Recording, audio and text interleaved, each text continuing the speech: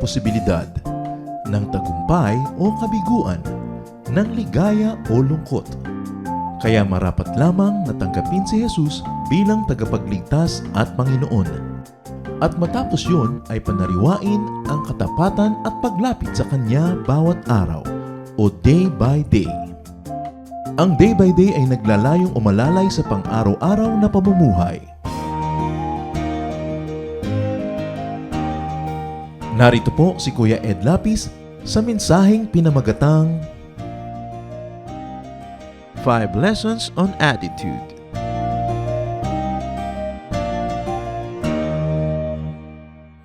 May mga bagay po na pwede nating baguhin at merong mga hindi pwede. Tinatanggap na lang. And many things cannot be changed. So what do we do about things that cannot be changed? We change our attitude toward them. What is happiness? What is peace? What is prosperity? Which is really the core of what many of us or all of us like. It's all a matter of attitude. At sa atin pong pag-aaral ngayon ang pamagat, 5 lessons on attitude. 5 mahahalagang mga aralin tungkol sa ating ugali, sa ating attitude. Heavenly Father, we thank you for the privilege of worship. We thank you, Lord, for the gift of life. We thank you for the gift of health that we enjoy. Salamat po at kami nakabangon ngayong araw na ito. Nakaparito upang sumamba sa inyo. Binibigyan niyo kami ng kalayaan. Thank you, Lord, for our political freedom to worship you openly. Thank you for our physical freedom to move and be here and to worship you. And to those who are joining with us through worship in the Spirit while not being here right now, thank you even, Lord, for the freedom of our mind to worship you, though our bodies sometimes do not permit us to be so mobile. We thank you, Lord, that we know you, and we thank you for who you are. As we come to your presence, we ask, Lord, that you bless us. Kahit wala kaming patago sa inyong malakasang loob namin humingi ng blessing, Lord, sapagkat kayo ang aming magulang, kayo ang nangakong pagpapalain nyo kami, at ito ang gusto nyong gawin. So, humihiling kami, Panginoon, ng pusong masunurin, isip na matalas, marunong, tahingang nakaririnig na iyong salita, at buong pagkataong sumusunod sa iyong katuruan. We surrender ourselves to you, Father, and we lay our hearts bare before you, like empty cups. Fill us with your teaching. Fill us with your blessing, with your power. And may your words heal not only our physical ailments, but very especially our spiritual illnesses. May you change us from glory to glory as we allow your will to prevail upon ours, which you have so freely given to us. We surrender that will to you now and ask you, Father, let your will be done. We bring every thought captive to the name of Jesus, your Son. And in the name of Jesus, we declare ourselves your protectorate, your people. Protect us, Lord, from all harm. And in the name of Jesus, we reject and drive away any presence of evil. Any work and influence of the evil one we reject by the power of the truth, who is Jesus Christ himself. Lord, sit on your throne of power and glory. Lead your people unto greater godliness. Speak to us in clear terms, and may we obey you as you empower us. Lord, we commit this time to you. Be the speaker. In Jesus' mighty name we pray. 5 lessons on attitude. At gagamitin natin po at kukuhanin natin ang lesson na ito sa springboard na storya natin at John chapter 6, verses 1 to 13. Sometime after this, Jesus crossed to the far shore of the Sea of Galilee, that is the Sea of Tiberias. And a great crowd of people followed him because they saw the miraculous signs he had performed on the sick. Then Jesus went up on a mountainside and sat down with his disciples. The Jewish Passover feast was near. When Jesus looked up and saw a great crowd coming toward him, he said to Philip, "Where shall we buy bread for these people to eat?" He asked this only to test him, for he already had in mind what he was going to do. Philip answered him, 8 months' wages would not buy enough bread for each one to have a bite. Another of his disciples, Andrew, Simon Peter's brother, spoke up. "Here is a boy with 5 small barley loaves and 2 small fish. But how far will they go among so many?" Jesus said, "Have the people sit down." There was plenty of grass in that place, and the men sat down, about 5,000 of them. Then Jesus took the loaves, gave thanks, and distributed to those who were seated as much as they wanted. He did the same with the fish. When they had all enough to eat, he said to his disciples, "Gather the pieces that are left over. Let nothing be wasted." So they gathered them and filled 12 baskets with the pieces of the 5 barley loaves left over by those who had eaten. And may the Lord bless us through the reading of his powerful word. What was the background of this story? John the Baptizer was just beheaded. So Jesus retreated to a quiet place, probably for a private time, for a private purpose. But crowds who were so impressed by his miracles followed nevertheless. So the Lord's attitude about that event could and should not be changed. We're talking about attitude. What attitude did Jesus display? First of all, meron po siyang private purpose. Umalis nga sila sa crowds para magpahinga, para manahimik. Sinunda naman ng napakarami mga tao, according to our reading, 5,000 men, not to count the women and the children, who were not always counted during those times. What would be your attitude if you plant a private retreat, and then here comes a 5,000 strong crowd, hungry for a miracle, and also hungry for literal food? So the Bible tells that he had compassion on the people. That's what Matthew and Mark reported, which we did not read today. Parallel reports of the same story with little details added. So the Lord adjusted his plans and he taught them. Nagturo siya kasi nang habol ng mga tao. He healed their sick as reported by Matthew and Mark. He did not send them away at mealtime. Problema kasi malapit ng oras ng pagkain, magugutom ng mga tao. So anong gagawin? Hindi niya itinaboy. He fed the people, he faced and solved the problem. In contrast to that, what was the disciples' attitude, or what kind of attitude was displayed? They wanted to send the people away. Matthew and Mark reported that they said, "Send the people away. Malapit na po ang oras ng gutom, oras na ng pagkain. Pauwiin nyo na ang mga tao." They wanted to leave the people to fend for themselves. In fact, they wanted to escape from the problem, to pass the responsibility on to others, and to save money. They were thinking about costs. Sabi nila, 8 months' wages. Ang daming papakanin. So kung ang sweldo ng isang karaniwang kawani, let's say sabihin na natin na 8 o 10,000 pesos, 8 months wages, di ano yun? 64,000 ba? Pagkarami-rami, kung 10,000, 80,000. Yun ang halaga ng bibili nilang tinapay at sabi, ni tigi-tigis ang kagat o tigi-tigis ang kurot, hindi ba kakapag-tigi-tigis ang kurot ang mga tao na yun kahit ganun karaming tinapay ang ating bilhin. Philip worried about the cost. His attitude made him worry. Meanwhile, Andrew found a boy with 5 small loaves and 2 fish. But after finding such supply, questioned its sufficiency. Yung iba, walang nakitang anumang solusyon. Pero itong si Andrew, no, may nakitang bata, marahil ay isang pastol na nag-aalaga ng mga hayop sa lugar na yon. So may baon siya, pinagbalot siya ng nanay niya. Kung siya ay Batanggenyo, meron siyang binalot. Kung siya ay Hapon, meron siyang bento. No? Kung siya ay Thai, meron siyang Thai in a box. Meron siyang konting baon. Sabi niya, eto, may nakita akong pagkain, pero ano na ba naman yan? Sa dami ng kakain, edi halos ay baliwala din. His attitude led him to finding the initial solution. So, yung si Andrew, napaka-noticeable. He's a finder. Siya din ang nakatagpo sa Panginoon. Siya ang nag-introduce sa Panginoon sa kanyang kapatid. John 1:41 tells us that. The first thing Andrew did was to find his brother Simon and tell him, "We have found the Messiah." So he found his brother because he has found the Messiah. And he made his brother and the Messiah meet.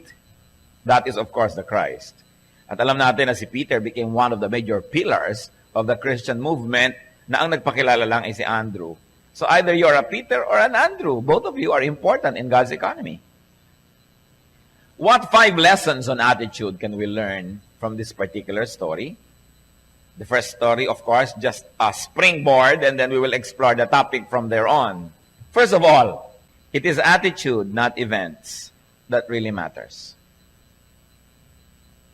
So any one of you who came here with an attitude, tandaan natin ito, It is attitude, not events, that really matters. What happens, happens. What will happen, will happen. Sabi nga nila, que sera, sera. What will be, will be. The disciples worried and acted selfishly, even unkindly, which of course many people, probably even they, at the time call being practical. Yan ang ibig sabihin ngayon ng practical be selfish. Isipin mo muna ang sarili mo, ikaw muna, so practical ka. What did they get? They got a rebuke. That's what they get. They get rebuked by the Lord. And 12 basketfuls of leftover. Probably, matapos pakanin ng tao, alam na naman natin yung istorya. Actually, we're not dealing on the story so much now because it's a very familiar one. 5,000 men, not to count the women and the children, pinaupo ni Lord, tumpok-tumpok. At yung nakitang konting pagkain, 5 pirasong maliliit na tinapay. Diba? Pagkatapos ay 2 maliliit na isda, baka yung isda, dulong, hindi natin alam kung gaano kaliit yan. No? Tabyos. No? Microscopic. So, binless ni Lord at pinadala doon sa mga taong nagkaumupon, tumpok-tumpok. Lahat ay nakakain. Hindi alam ng mga taong kumakain. Ang pinanggalingan lang ng kinakain nila, 2 maliit na isda at 5 mga slices of bread. 5 loaves. At nung matapos kumain, sabi, kailangan walang masayang. Ipunin ang lahat ng tira, 12 baskets full of leftover. At hindi naman maliit na coincidence na 12 yung disciples na nagduda. Siguro, tigi-tigisa silang basket na dala-dala pa uwi. So, yan ang sobra, yan ang kakainin nyo ngayon na 1 linggo. Kasi nagduda kayo. Maaring ganon. Pwede rin naman na ibinigay dun sa bata na nagbigay ng kanyang 2 maliliit na isda at 5 pirasong tinapay. O iho, dahil napaka-generous mo, eto ang sayo naman, 12 basketfuls of food. Mari rin, hindi naman sinabi kasi sa scripture kung anong ginawa doon sa 12 basket. Pero alam natin that the Lord is an exact mathematician. So hindi siya nagkamali ng computation ng dapat niyang gawin. Meron siyang purpose for the 12 baskets full of leftover. Ang tanong natin sa ating sarili, they display their attitude. What about us? What is your attitude toward the unexpected? When you have a plan and people walk into your life and destroy your plan. What is your attitude toward the unwanted and the unwelcome? Si Lord, in-accommodate niya yung mga tao sapagkat gano'n na lang ang need nun. Bagamat siya pagod na rin at siya na nga nagyaya ng retreat na ito. Pero, inuna niya yung kapakanan ng mga taong lubos na nangangailangan. Yung iba, nasiraan ng loob, 8 buwan po na sweldo ang kailangan para makabili ng kapirasong tinapay lamang. That was an attitude. Meanwhile, Andrew displayed another attitude. He did something. Andrew did something, and in fact, he found food. He found a boy. And the boy also must be noted for his kind of attitude. The boy gave up and shared his meal. Kung kayo ba naman yung bata na nandoon, nasa malayo sa inyong bahay, nag-aalaga ng mga tupa, may baon kayo na good siguro for how many days yun? Hindi natin alam. Kasi yung mga tupa, palakad-lakad dyan. They are wandering, looking for grass and for drink, for water. I-give up niya yung pagkain niya. Alam ba niyang paparamihin yun? Alam ba niya na magkakaroon ng 12 baskets na tira? Hindi niya alam. Pero yung attitude niya, because it was very good, it became the springboard for blessing. 12 basketfuls of leftover.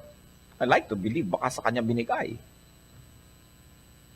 Dahil na-reward siya for his goodness. So the boy turned the event into an opportunity for heroism. Different attitudes toward the same event. May nag-display ng selfishness, may nag-display naman ng industry at paghahanap. Meron naman na nag-display ng kanyang kabutihang loob, ibinigay ang kanyang pagkain. Ano po ang attitude natin pag may dumarating na ganyan? Meron tayong konti, may nangangailangan. Ginagamit ba natin yung panahon na yon para makapagpakita tayo ng magandang side of us? Or is it the ugly side of us that shows? Still more on attitude, and this time, let the story become just the opening for our study on attitudes. What other lesson can we learn about attitudes? It is attitude, not achievements, not possessions, that gives true happiness. It is attitude, not achievements and possessions, that makes a person valuable. Hindi nadadaan sa dami ng mga na-accomplish. Hindi nadadaan sa dami ng mga ari-arian para ang isang tao ay maging masaya at para ang isang tao ay maging mahalaga sa mundo at sa kanyang kapwa-tao. Proverbs 15:17. Better a meal of vegetables where there is love than a fattened calf with hatred. Of course, may cultural context ang paggamit ng word na vegetables dito. Ibig sabihin, pagkain ng mahirap. Ngayon naman, hindi na ganun. Mga marami ng mayaman, puro gusto vegetable na lang kasi nagda-diet sila. No? Pero yung sa konteksto ng pagsulat ng Proverbs, parang pag mayaman ka at marami kang pagkain, dapat ang kinakain mo, meat. Pero ang sabi dito, better a meal of vegetables where there is love than a fattened calf with hatred. So, hindi nadadaan daw sa kung ano ang pagkain para sumarap ang kainan. Yan ay kung sino ang kasalo. So, napakahalaga yun. Ngayon, kung masarap na yung pagkain mo, magaling pa yung attitude ng kasalo mo at pati attitude mo, edi lalong nagdoble ang blessing. Maraming masasarap na pagkain ang hindi nakakain dahil walang gana yung mga magkakasalo sa mesa. Minsan, nagbabatuhan pa sila ng karne na yon dahil nagkakaaway-away sila habang kumakain. Luke 12:15, watch out, be on your guard against all kinds of greed. A man's life does not consist in the abundance of his possessions. So it is attitude, not possessions, that makes a person rich. May mga tao na ordinaryong-ordinaryo lang ang income, ordinaryong-ordinaryo ang ari-arian, pero feeling rich.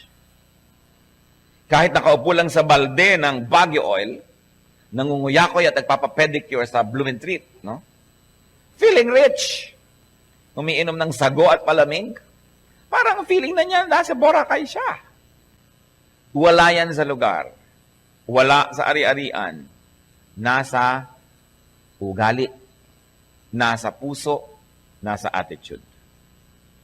To quote from someone, the thoughts in your mind are more important than the things in your life.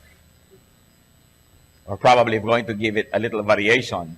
The thoughts in your mind are more important than the money in your pocket. Napakahalaga kung anong uri ng mga thoughts ang laman ng ating isip. Ecclesiastes 5:19. Moreover, when God gives any man wealth and possessions and enables him to enjoy them, sasabihin niya, well, that is a beautiful life. Sinasabi dito ni Solomon that it is possible for a person to have wealth and possession, but that person is unable to enjoy those things. Kasi sabi, kaya kung meron ka na, napagkalooban ka ng kayamanan at mga ari-arian, at napagkalooban ka pa ng kakayahan to enjoy it, iyan ang tinatawag na blessing. Kaya hindi yung halagahan ng ating mga ari-arian, kundi paano natin pinahahalagahan ang ating mga ari-arian. It's not the amount. Sino ang wealthy person? Wealth is not correctly measured by how much you have, but how much you enjoy what you have. Yun ang talagang wealth. Kuminsan nga, how much you enjoy what others have. Nakikipakinig ka sa radyo ng kapitbahay, nag-e-enjoy ka, that's wealth. Maraming magagandang tao, ang gaganda ng damit, ang gaganda ng alahas, sa halip na mainis ka at mainggit, tinitingnan mo sila, ine-enjoy ng mata mo ang kagandahan ng kanilang mga damit, ang kagandahan ng kanilang mga ayos, nag-e-enjoy ka nun. Nag-e-enjoy po ba kayong makakita ng mga magagandang tao o pag nakakita ka ng maganda, inggit agad ang pumapasok sa iyong utak? Can you imagine? Nagpaganda siya ng nagpaganda, tapos ikaw ang titingin, edi libre ang iyong panoorin. Nagpabango ng nagpabango, ikaw itong singhot ng singhot sa tabi niya, hindi ka nagkagastos, yung ilong mong nag-enjoy. Alam niyo ba yung taong may pabango, hindi naman niya naaamoy yung pabango niya kasi ang amoy na yan, pag nagtagal ng naaamoy mo, namamatay yung pang-amoy mo, hindi mo na alam. So gumasto siya na kutakot-takot para mabanguhan ka, edi libre. Ang dami-daming bagay na libre. Sabi nga nila, the best things in life are free. But we've got to have the attitude. Don't always be deceived by the desire to possess. Kasi kung minsan, pag ikaw yung may-ari, ikaw lang yung nagkakaroon ng burden of maintenance, burden of guarding, pagbabantay, pagmamantini, ang hirap. Nakita niyo yung mga bantay? mga bantay ng mga bahay bakasyunan. Isang taon silang nakatira doon ng libre. Yung may-ari na nagbabayad ng buwis, nagpagawa nun, nagme-maintain. Mga isang linggo lang, isang buwan nandun. Maraming bagay na pwede tayong ma-enjoy sa buhay. So, it is a man's thought and attitude that enables him to enjoy even possessions. Because even if your attitude is wrong, you still will not enjoy. Ang dami-daming mga tao nagkokolekta na ang mamahal na mga antique na mga bagay at artworks, tapos nasa vault. Kutak-kutak na kombinasyon bago mo mabuksan. Ang gaganda ng mga plato nasa loob ng estante. Huwag niyong gagalawin yan. Ano pong kakainan natin? Yung mga Tupperware. Para hindi mabasag. Yung mga lata. Yan ang kakainan natin. Bibili ng mga ang ganda-ganda mga sopa, tatakpan ng plastic. Saan sila nakaupo? Sa lata ng floor wax. Attitude. Meron ka nga pero wala rin eh. So it is important. It is important that even though you don't have much, if you're contented, if you know how to make much of little, and we Filipinos are excellent at this, to make much of little. So 1 Timothy 6:6, godliness with contentment is great gain. Ano pong attitude natin? Anong attitude mo sa iyong kapatid na laging ang runong-runong, laging first honor, laging nakukuhang muse, tas ikaw hindi? At least pwede mo masabing, kapatid ko siya. Pero maraming mga tao naiinggit sa kapatid nila dahil ang daming talent. Pagka meron silang kaibigan na yumayaman, naiinis sila, pinupull down nila. At least kung mayaman niya, baka matapunan ka ng konting blessing. Baka maanggihan ka rin, kaysa pareho kayong wala. But there are many people whose attitude is so twisted na nag-e-enjoy sila na pare-pareho na lang wala kaysa meron silang kaibigan o kamag-anak na meron. Ang hindi nila alam, yung meron, pwede rin makatulong sa kanila yon sa iba't ibang pagkakataon kaysa pare-pareho lang wala. You should celebrate when one of you is rising. Because there are moments when even you will benefit from that kind of situation. So, attitude. Ano ba mga attitude ini-display natin sa ating buhay? Another lesson is that it is attitude, not events, that defines one's life. Not shapes. It is the attitude that gives shapes and color to life. Kahit anong event, hindi ang event ang nagpapasaya o nagpapalungkot sa tao, yung attitude. Joseph, the dreamer, was not destroyed by adversity. In fact, he was made through adversity. Paborito ng tatay niya, na ini sa mga kapatid, isinel sa slavery, nakarating sa Egypt. Naging mabuting slave. Pinag-isipan naman ng masama ng kanyang kapwa, nakulong. Nung nakulong, anong nangyari? Doon pala niya mamimit ang mga katulong ng Pharaoh. Na pagdating ng panahon, yung mga katulong na yun ang magbubulong sa Pharaoh tungkol sa kanya, ipapatawag siya. To make a long story short, siya yung naging second most powerful man in the land. But he could have not gone to that position had he not been imprisoned. He would have not been imprisoned kung hindi siya ginawa ng masama ng kanyang amo o ng asawa ng kanyang amo. And he would have not even gone there if his brothers did not sell him to slavery. So maraming mga tao are on their way to Egypt, to a land of slavery, pero ang nakikita lang nila, yun lang. Kaya sila nalulungkot. Hindi nila nakikita na yun ay pintuan, entry point to greatness. It is attitude. Sabi nga, the same heat that melts the wax hardens the clay. So huwag niyo sisisihin yung init dahil kayo natunaw. Kung kandila kayo, ipinasok kayo sa oven, tunaw kayo. Pero kung kayo'y putik, pinasok kayo sa oven, lalo kayong titigas. So it is really you, not the heat, that determines what kind of life you will have. Another lesson is that it is attitude, not looks, that makes one truly attractive.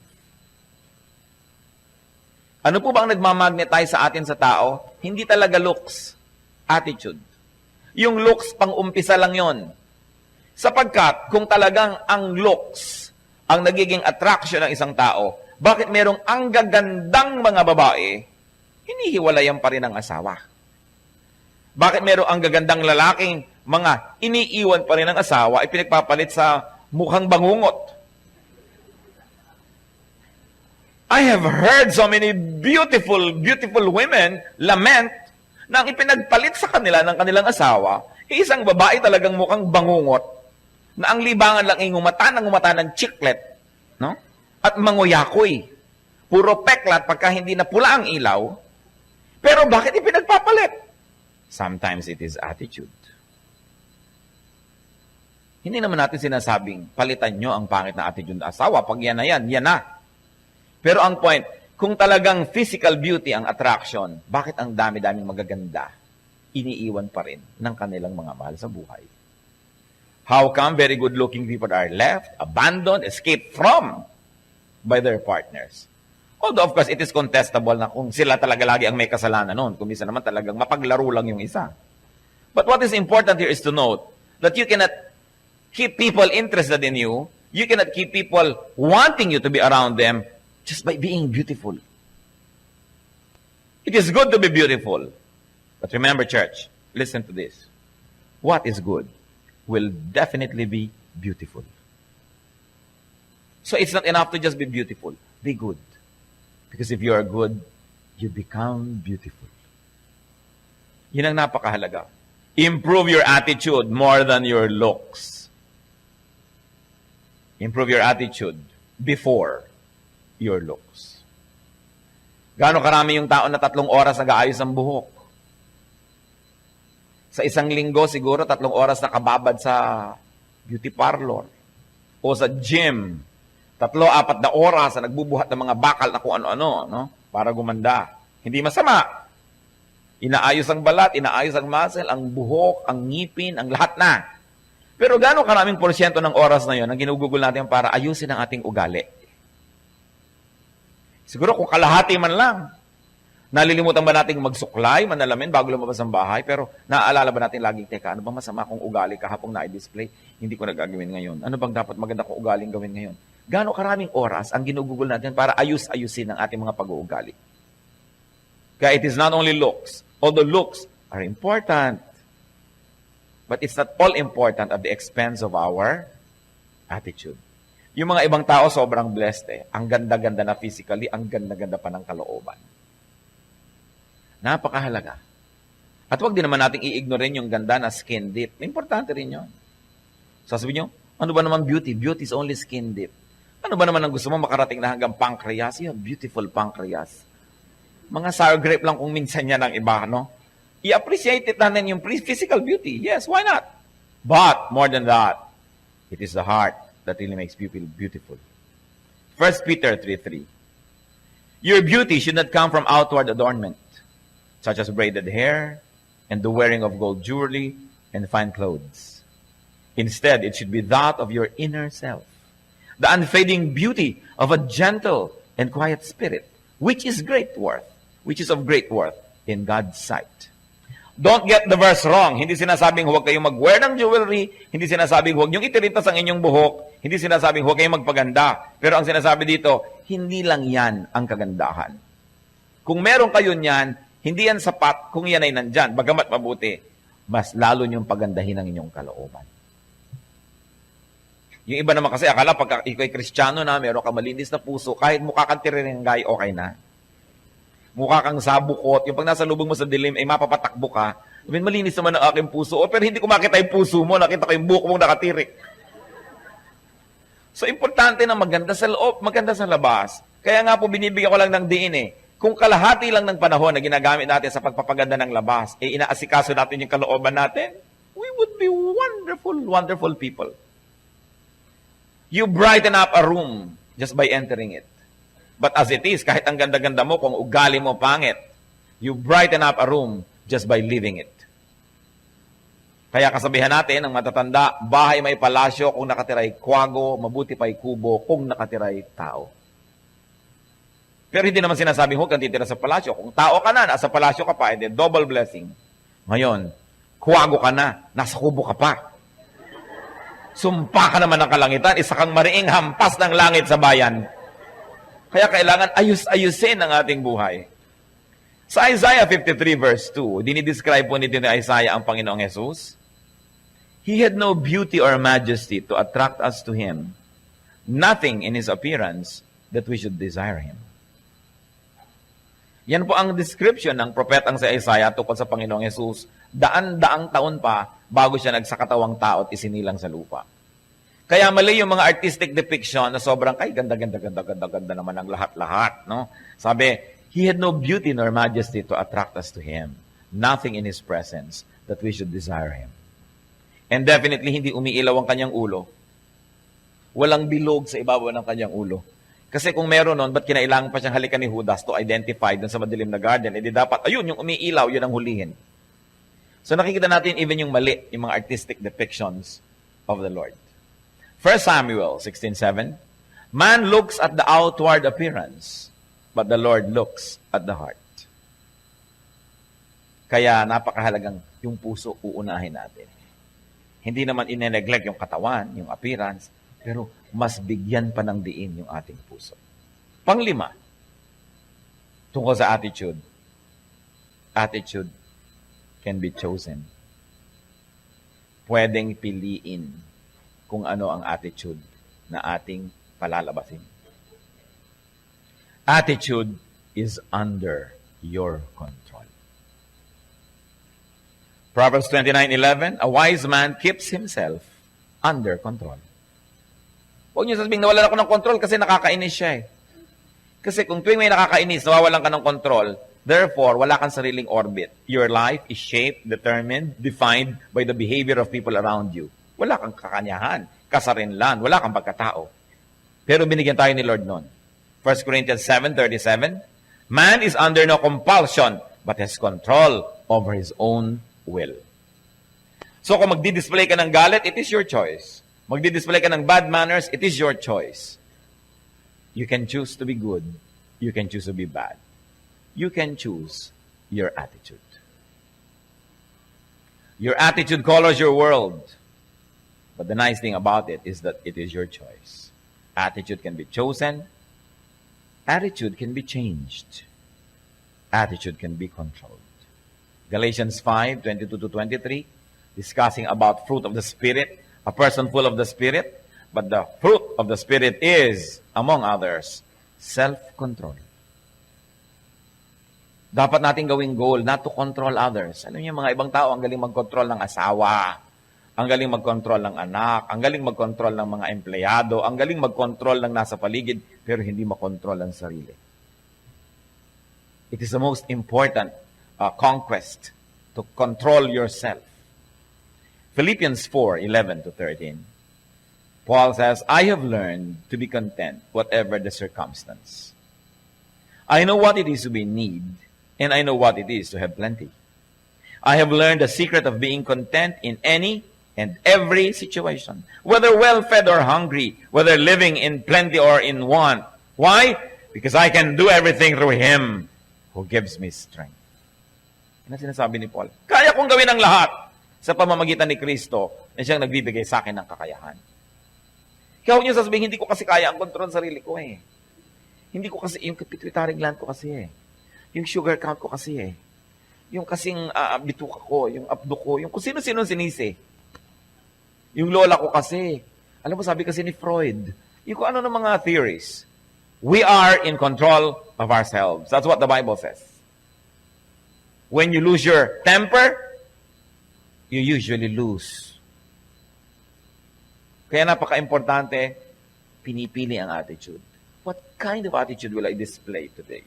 If I am faced with a problematic person, what kind of attitude will I display?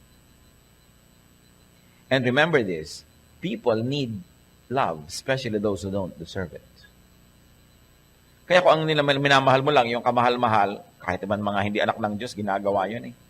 Pero tayo mga anak ng Diyos, we have to be different. Sabi nga ni Lord, you have to be perfect because your Heavenly Father is perfect. To do something beyond what unbelievers are able to do. Choose your attitude and have the power to choose the quality of your life. The quality of your life is not dictated by the national GNP, by national statistics. The quality of your life is not dictated by geopolitics. It is not dictated by the exchange rate of the peso and the dollar. It is not even dictated by who will be the next president of this forsaken land. But the quality of your life is determined by your attitude. Ephesians 4:22-24. You were taught with regard to your former way of life to put off your old self, which is being corrupted by its deceitful desires, to be made new in the attitude of your minds, and to put on the new self, created to be like God in true righteousness and holiness. At ano pong sinasabi ng Philippians 2:5? Our nation is a great hope. And the hope of our nation is in our attitude. The way that the Lord can change our attitude so that we can become achievers, not complainers. So we can help each other, not destroyers of each other. So we can build a nation instead of destroy it. It's important to have an attitude that is positive, godly, and Bible-based. Philippians 2:5. Your attitude should be the same as that of Jesus Christ. Kaya bumalik tayo dun sa storya na inumpisahan natin. The Lord had to change plans. Well, that was his attitude. He changed plans and accommodated people. He did the right thing. He did the important thing. The Lord, siya ay ipinapako sa krus. Anong ginagawa niya? Nananalangin. Ang pinapanalangin yung nagpapako sa kanya. Sabi, Father, forgive them, for they know not what they do. Kung siya ay hindi tinatanggap, ay ang Panginoon ay hindi ipinipilit ang sarili. At kung siya ay tinataboy, umaalis naman siya. Hindi niya pinagpipilitan ng kanyang sarili. Your attitude should be the same of Jesus Christ. Kung kailangan magtrabaho, nagtatrabaho. Ang kailangan dinggin, dinidinig. Ang kailangan tingnan, tinitingnan. Naglilingkod. And on top of all that, and through all that, maintaining a holy lifestyle. Kumusta po ang buhay niyo? Minsan, may makakasabay ka sa elevator, kahit hindi kumibo, alam mong pasa ng daigdig. Sabi ng mukha. Kasi kawawa man itong tao to, ano kayo mga kalungkutan ng daladala niya? Pag tinanong mo, malungkot ba kayo at kung tatapatin niya kayo, sabi niya, oo. Kasi ang asawa ko kasi ang tatay ko, kasi ang economy, kasi wala kaming tubig, kasi walang kuryente, kasi wala akong pera. Ang dami niyang sisisihin. Wala pa ako nakitang sinabing, kasi attitude ko bulok. Diba? O bakit kayo nag-away ng asawa mo? Kasi ang pangit ng attitude ko O bakit kami miserable? Kasi attitude ko. Hindi natin nakikita. Kaya ipinapakita ng scripture, mostly it is our attitude that shapes our life. Change your attitude, change your mind. And if you already have a good life, you say you have a good attitude, continue to change for the better. Because room for improvement is the biggest room in the world. Ang sabi sa Romans 12 verse 2, be transformed by the renewing of your mind. So anong attitude natin? Tama na sasabihin, ganito talaga ako Hindi dapat ganun yun. Dapat ganito ka, hindi yung ganito talaga ako. Dapat binabago natin yan. Pag sasabi mong, wala na akong magagawa. No, never, never. Don't say this. It must never be heard from a Christian's mouth na wala tayong magagawa. Sabi ni Paul, I can do all things through Christ who gives me strength. Ano pong attitude natin ang dapat mabago? Lalo tayo kuminsan na may pera, may kapangyarihan, kuminsan hindi na tayo nauobligang magpalit ng ugali kasi pagtsatsagaan naman tayo ng mga tao sinusweldohan naman natin sila tinutulungan naman natin sila Tayo naman tong amo. Pero meron pa tayong amo na nandun sa langit na yung attitude daw niya ang dapat natin tularan. Dear Lord, we thank you for reminding us. Nawa makita namin, Lord, yung aming pananagutan sa mga gulo ng buhay namin, sa aming kalungkutan, mga miseries, maging paghihirap namin. Nawa makita namin kung ano yung aming personal na pananagutan at kung ano dito yung dahil sa aming personal attitude.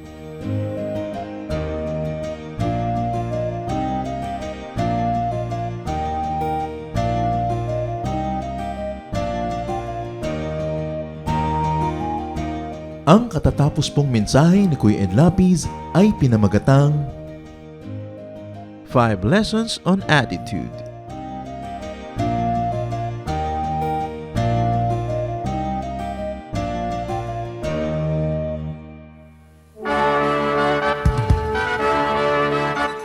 Halina't sama-samang sumamba at magdiwang sa Day by Day Jesus Celebration kasama si Kuya Ed Lapiz.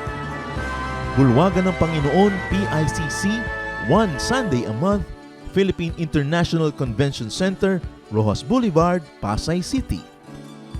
All other Sundays sa mga day-by-day mini-bulwagan ang pagtitipon. Para sa buwan ng Disyembre, gaganapin ito sa December 8, 2024. 8 a.m. ang First Jesus Celebration, 10 a.m. naman ang Second Jesus Celebration. para sa iba pang detalye, bisitahin ang ating official Facebook page, Day by Day Friends.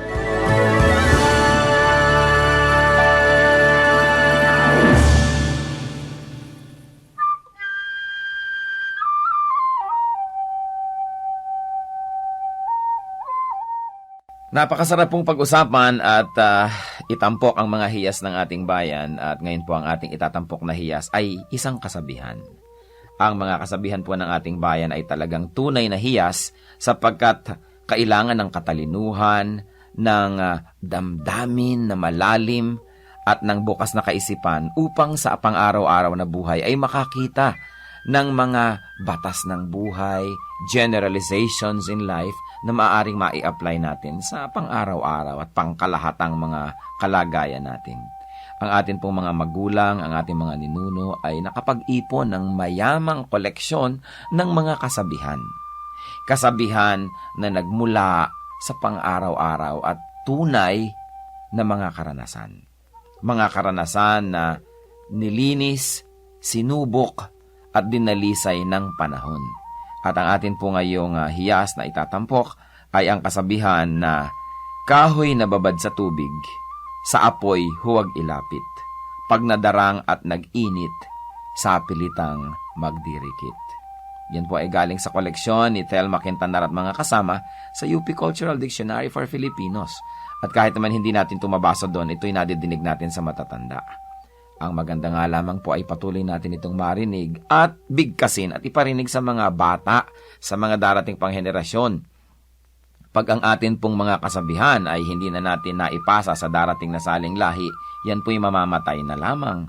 Mawawala na ng paggamit na pang-araw-araw, at kapag nawala yon, lugi po tayo. Napakalaking bahagi ng karunungan ng ating collective experience as a nation ang mawawala kapag ating tanalikuran at hindi ginamit ang mga kasabihan.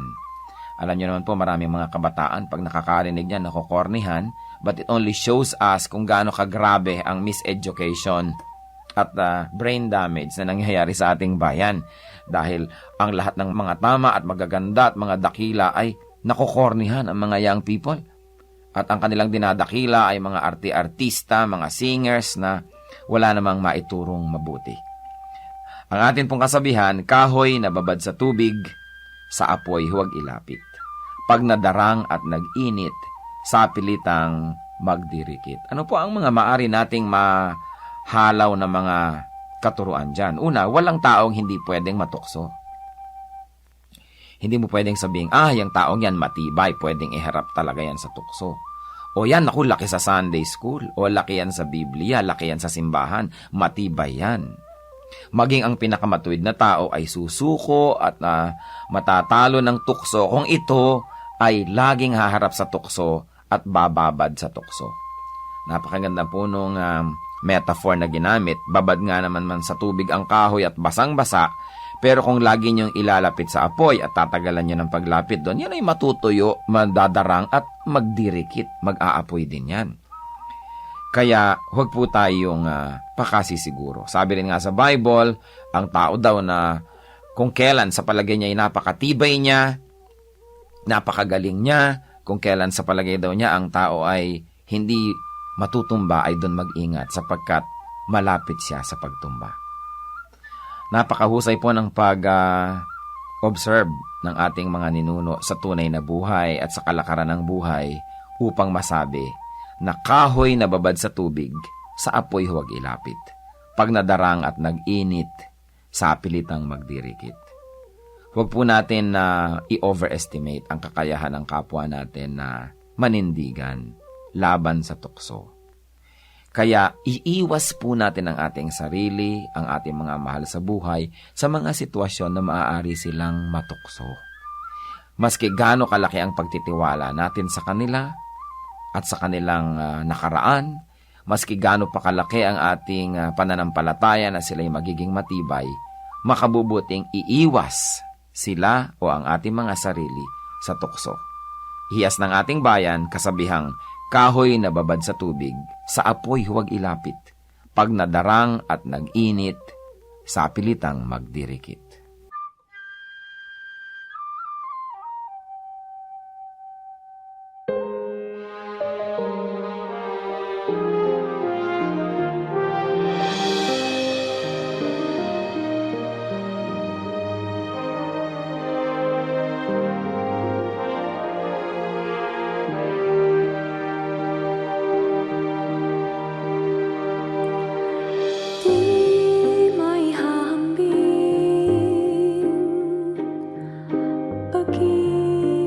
sa akin, di may haling tulad ang wagas niyong pagtingin. Ang iyong pagmamahal sadyang walang hadlang, wala sa kalagayan at katayuan.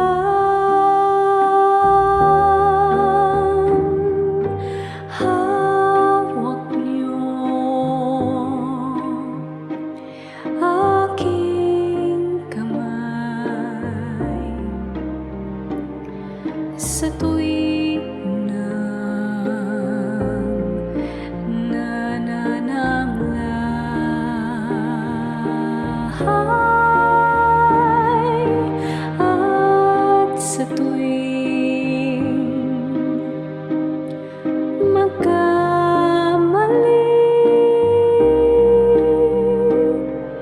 Walang hanggang pagpapatawad niyo sa'kin.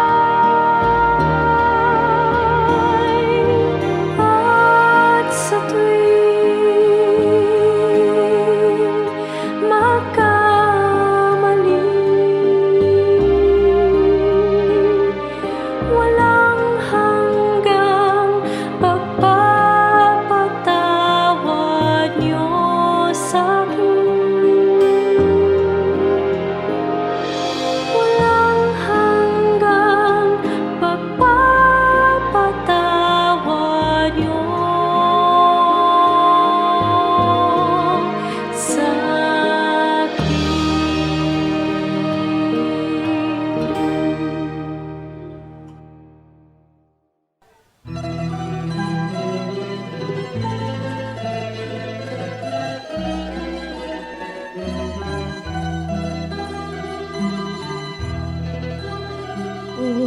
Diyos, kayo'y aming pupurihin.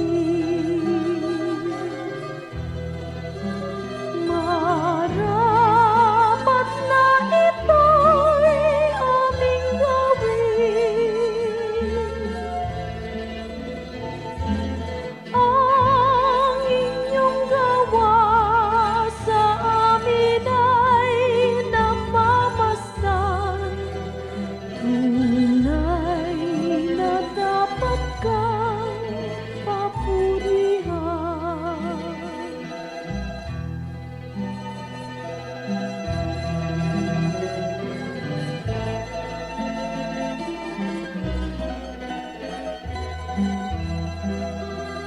O Diyos, kayo'y aming sinasamba.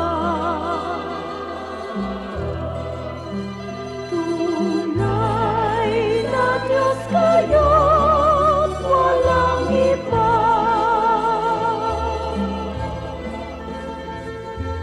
Ang inyong likha ngayon'y nangangayo pa pa. Ay buti mo, O Diyos, kay dakila.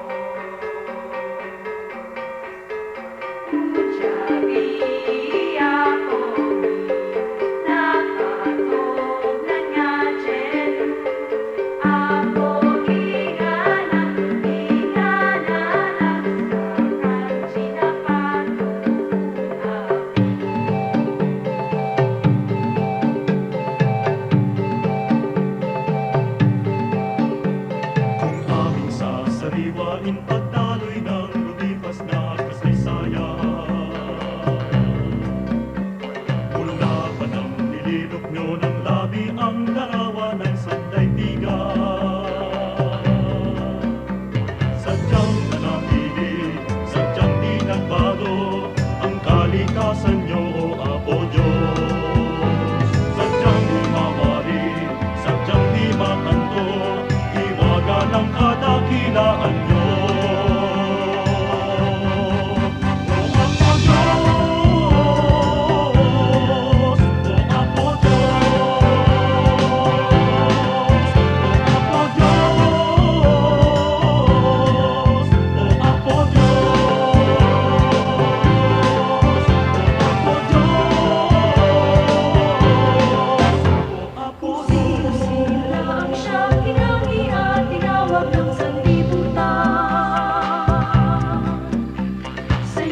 lamang Jesus, pagkas ang langit at ang diwa ng kalikasan.